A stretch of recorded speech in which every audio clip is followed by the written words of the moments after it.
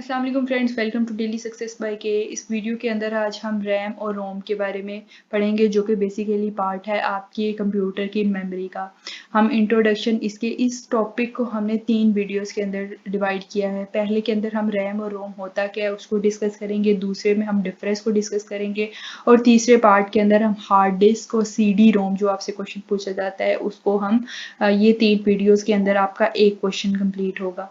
ठीक है, तो आपने गौर से सारी वीडियोस को मेक श्योर कि आपने सब वीडियोस देखी हो, फिर ही आपका ये क्वेश्चन कंप्लीट होगा। इंट्रोडक्शन देखना है।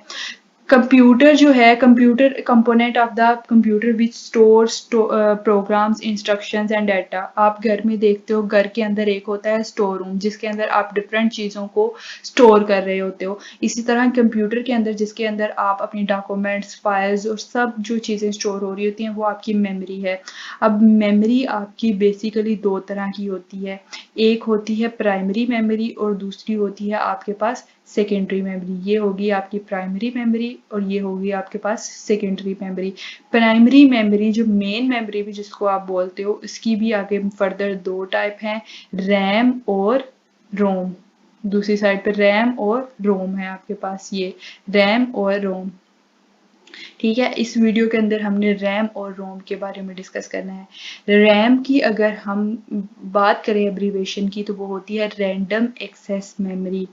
टेम्परेरी यानी आप इसके अंदर डाटा टेम्परेरी स्टोर होता है। कोई आपने डाटा स्टोर किया, फॉर एग्जांपल फाइल स्टोर की है, इसके अंदर जब आपने वो फाइल स्टोर किया, जैसे ही आपका कंप्यूटर ऑफ होगा, जब आप दोबारा से ऑन करोगे तो वो आपके पास डाटा दोबारा से रीस्टोर नहीं होगा, परमानेंटली डाटा स्टोर नहीं होगा, डाटा डिलीट हो गया होगा।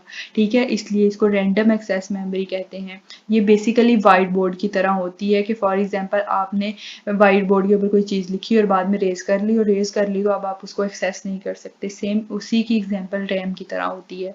तो इसकी अगर हम कैपेसिटीज़ की बात करें, 1 GB, 2 GB, 4 GB और 8 GB के अंदर ये अवेलेबल होता है। Computer can not work without RAM because all the programs and data must be transferred to RAM before processing. Processing से पहले रैम के अंदर स्टोर होती हैं। ठीक है, उसके बाद आपके पास हम बात कर लेते हैं। देखो, हमने मेन मेमोरी की बात की है, हमने उसके अंदर भी बात की है कि मेन मेमोरी है, मेन मेमोरी के अंदर जो है प्राइमरी मेमोरी, सेकेंडरी मेमोरी। अब जो आपके पास जो रैम हमने पढ़ा है, इसकी भी आगे फर्दर दो टाइप है, एक डी रैम और एक एस रैम। अब हम इसको डिस्कस कर लेते हैं कि डी रैम और एस रैम आपके पास होता क्या है। डी रैम है dynamic random access memory.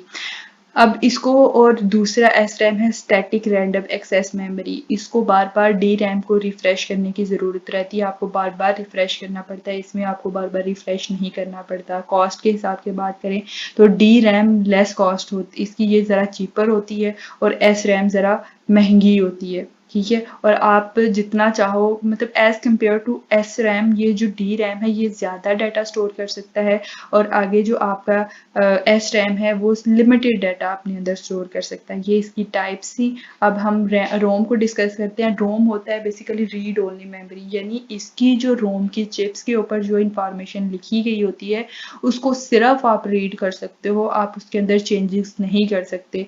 Instruction जो एक दफ़ा रोम में लिख दी जाती है उसको चेंज भी नहीं किया जा सकता, उसको डिलीट भी नहीं किया जा सकता, वो वहाँ पर वैसी ही रहती है। ठीक है, ROM stores data and instruction permanently when the power is turn off the instruction. कि जब आप कंप्यूटर को बंद कर देते हो या फिर आप पावर सप्लाई को बंद कर देते हो, तो जो इंफॉर्मेशन आपने रोम के अंदर लिखी होती है एक दफ़ा वो वहाँ पर प्रॉपर स्टोर रहती है।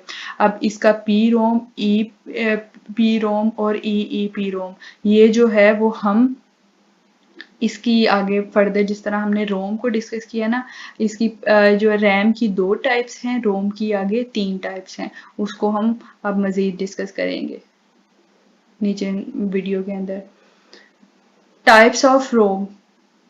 प्रोम, it stand for programmable read only memory. ये बेसिकली एक ब्लैंक चिप की तरह होती है। इसके ऊपर जब आप कोई डाटा लिख देते हो, कोई इंफॉर्मेशन लिख देते हो, तो उसको दोबारा से कभी भी इरेज नहीं किया जा सकता। ई प्रोम जो है उस erasable programmable read only memory, इससे शो हो रहा है कि आप जो है वो अल्ट्रा वायलेट लाइट के थ्रू जो आपने इंस्ट्रक्शन इसके ऊपर लिखी होती हैं उसको रेज कर सकते हो।